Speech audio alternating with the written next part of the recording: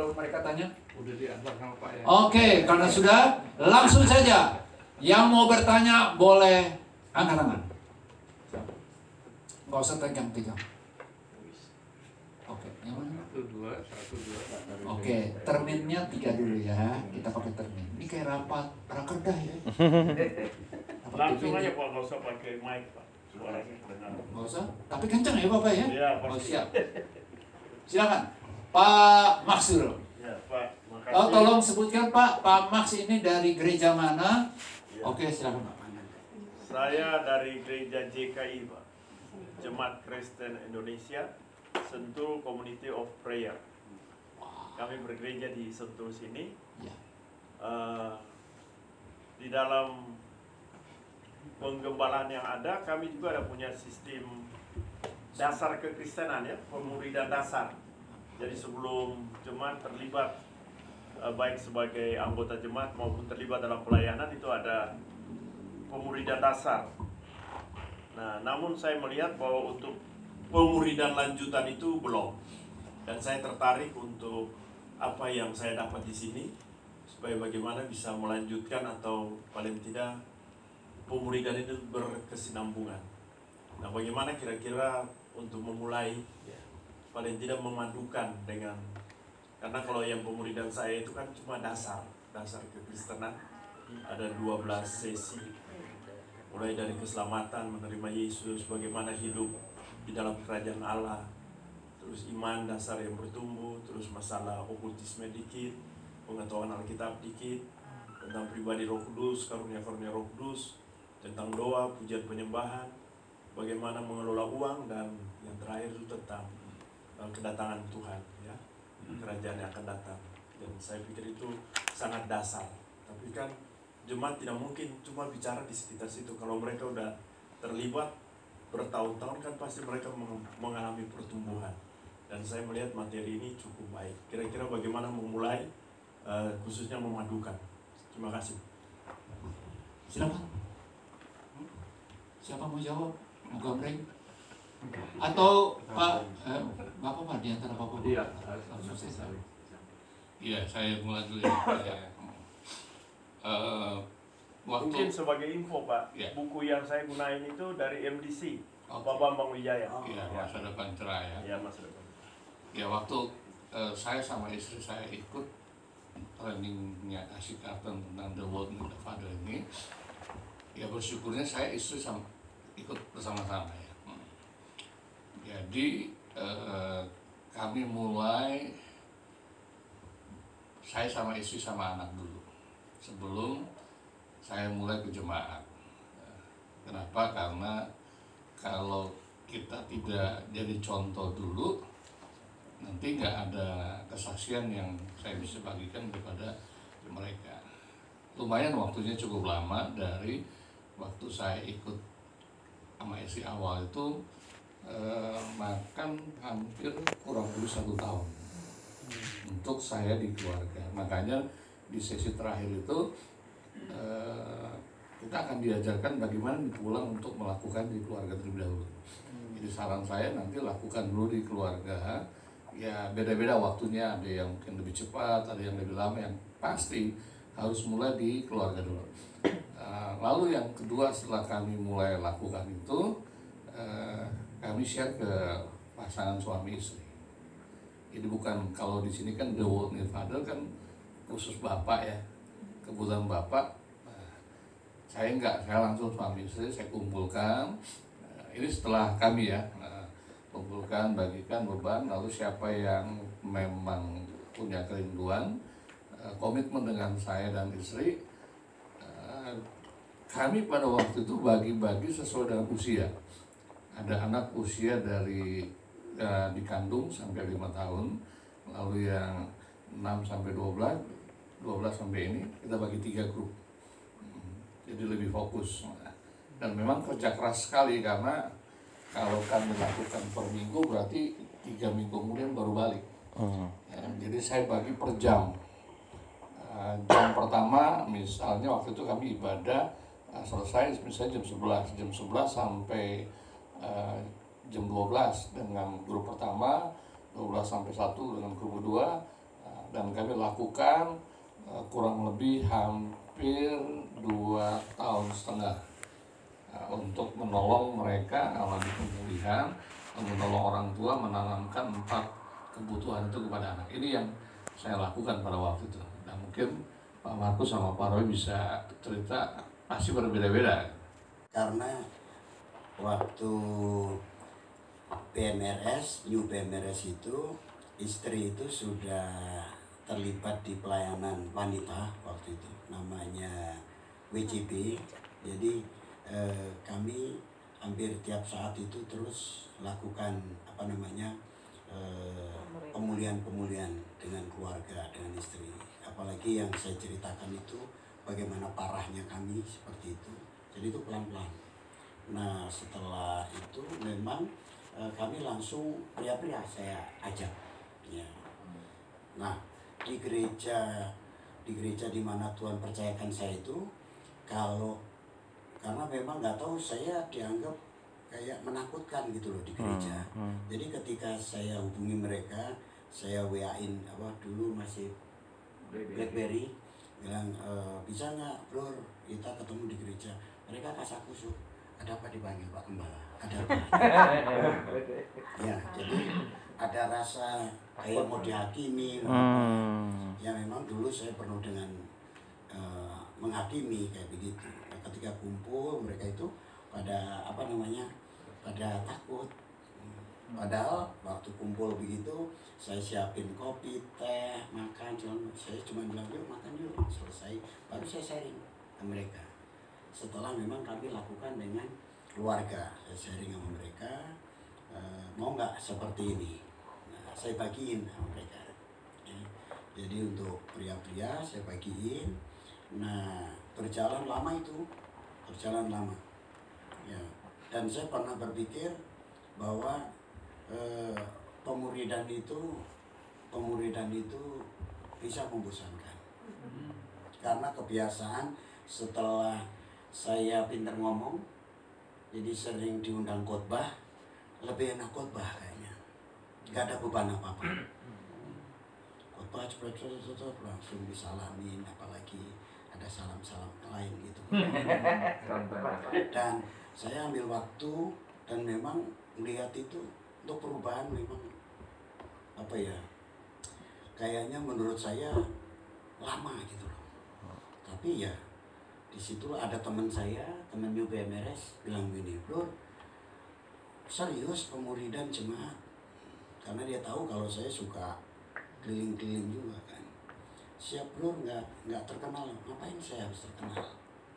Dan saya ambil waktu betul-betul di gereja lokal, nggak khotbah di luar, dan saya khusus dari Senin sampai hari Sabtu itu saya terus untuk prianya yang tadi Pak Mak bilang untuk dasar segala macam, saya memang betul-betul awalnya itu fokus,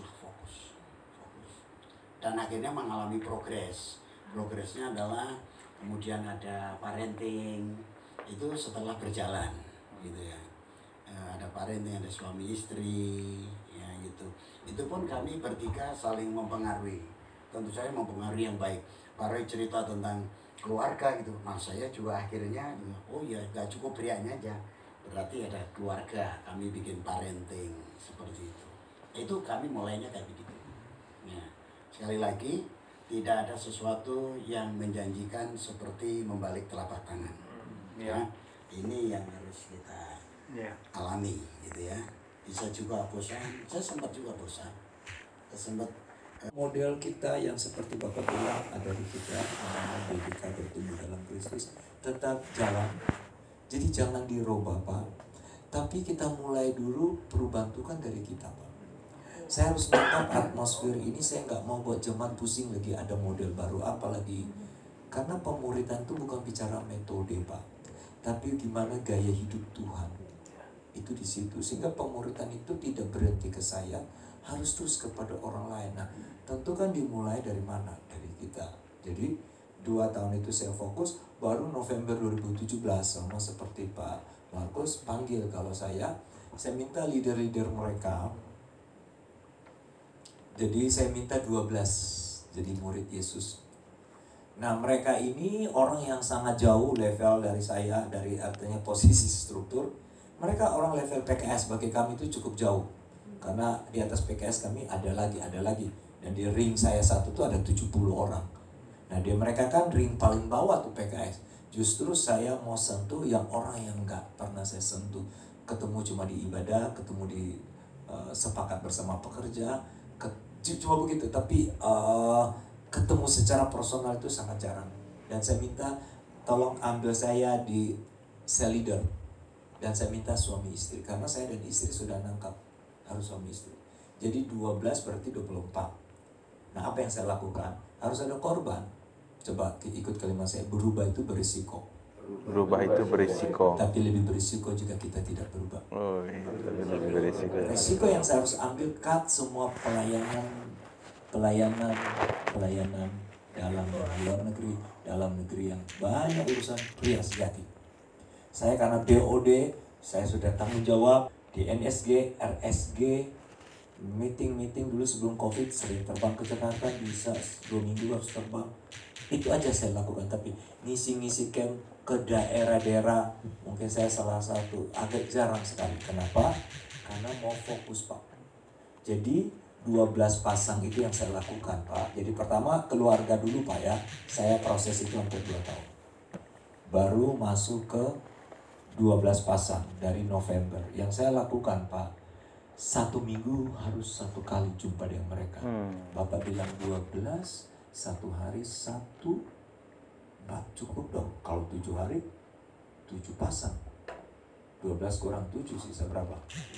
Waduh, mau muter lagi. Saya lakukan, kalau orang minum vitamin atau minum obat 1 hari 3. Seperti itulah saya lakukan. Karena mereka rata-rata orang kerja, yang bisnis, dia punya waktu banyak. Saya buat grup. Jadi caranya, saudaraku saya kumpul dulu mereka pada kaget. Aduh, kita takut kalau Pak Roy. Image mereka tuh karena mereka tahu model saya ketemu harus disiplin waktu. Aduh, udah ngeri gitu. Jadi, aduh, dan semua rata-rata mereka yang tadi Pak Markus bilang, yang warna di bawah, yang apa tadi itu, orang stabil, orang apa, yang agak ini, dan orang Chinese, totok yang tidak tahu bahasa Indonesia, pintar apa. Dan mereka cuma pedagang, punya toko, punya spare part, gitu-gitu. Dan ketemu dia saya dan mulai kasih tahu bagian yang leader, boleh nggak aku segan dengan Pak Roy, karena kan beliau kan kalau janjian itu nanti kami telat kan, nanti beliau marah loh. Jadi yang dijual itu yang buruk-buruk gitu. Ya mungkin ada 1-2 orang ya ketemu janjian ya.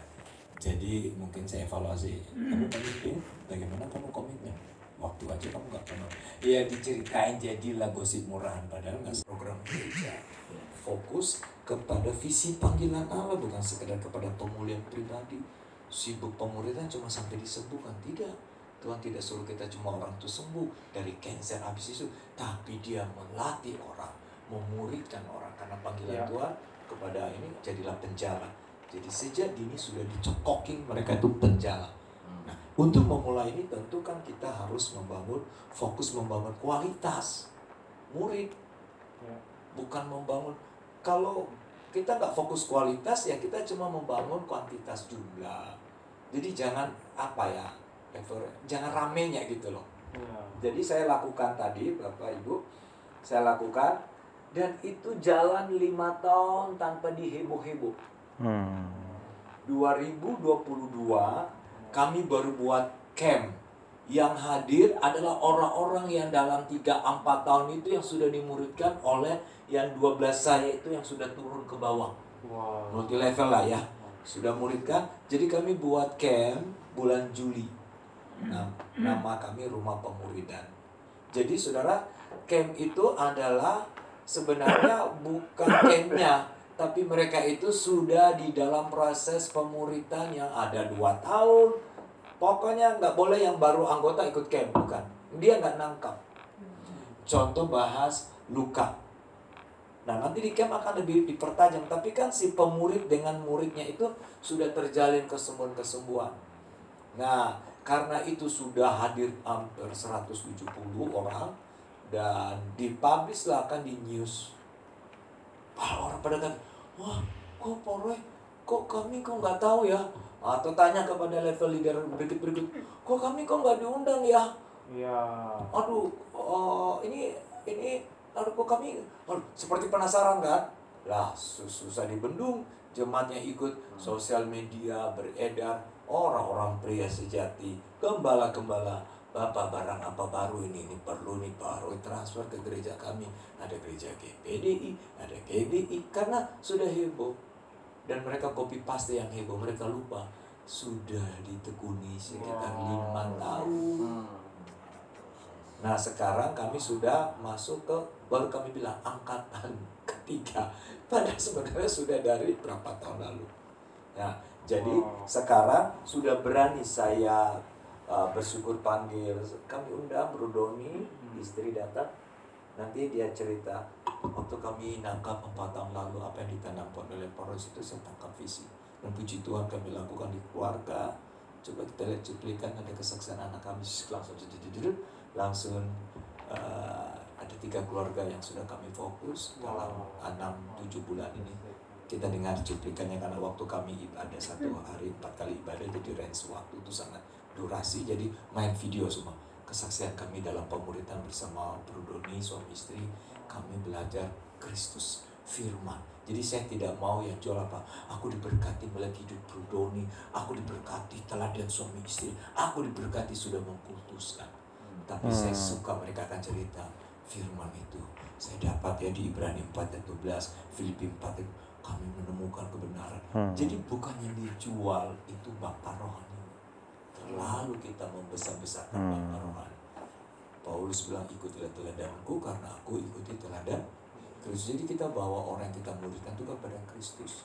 Nah, jadi seperti itu. Jadi sudah disosialisasi. Jadi sekarang itu sudah mulai rame. Tapi program yang kayak SPK atau BDK SMK itu tetap jalan, jangan diganggu, biarin. Komsel tetap jalan, tapi sekarang dari berapa puluh komsel, kami punya komsel pemuritan dengan sendirinya mulai terbentuk tanpa saya pidato. Ayo komsel, ayo PKS, saya akan training lagi bagaimana komsel pemuritan. Gak perlu, karena orang-orang yang sudah ditularkan dari berapa tahun itu mulai mempengaruhi, sel grupnya mulai mempengaruhi, jadi gayanya gaya pemuritan. Anggota komsel bukan mengandalkan PKS. Jadi di anggota komsel ada kompak berdua, suami istri jadi berempat. Jadi di ini mereka sharing, dan mereka bilang mereka temukan ada orang damai atau orang yang mereka jangkau, dan akhirnya multi. Kan dulu kan kita berpikir nggak mau jadi PKS, karena kan semua itu si sel leader untuk bawa firman. Tapi kalau pemuritan, mereka sharing kebenaran, mereka up in out ya. Saya pakai sedikit lah jurus Pak Edilio. Up, mereka sharing bagaimana hubungan dengan Tuhan, baru in hubungan dengan istri. Jadi selalu sharing kehidupan, baru out penjangkauan.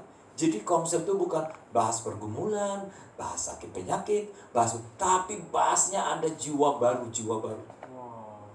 Nah, seperti itu. Jadi sudah mulai kebangun setelah sekarang dari 2017, berarti 2023 kan udah 7 tahun. Tapi kalau Doni mau tanya, buat saya baru 20% di jemaat kami. Jadi jangan saudara pikir, wah karena saya gembala, saya jadikan semua, jangan.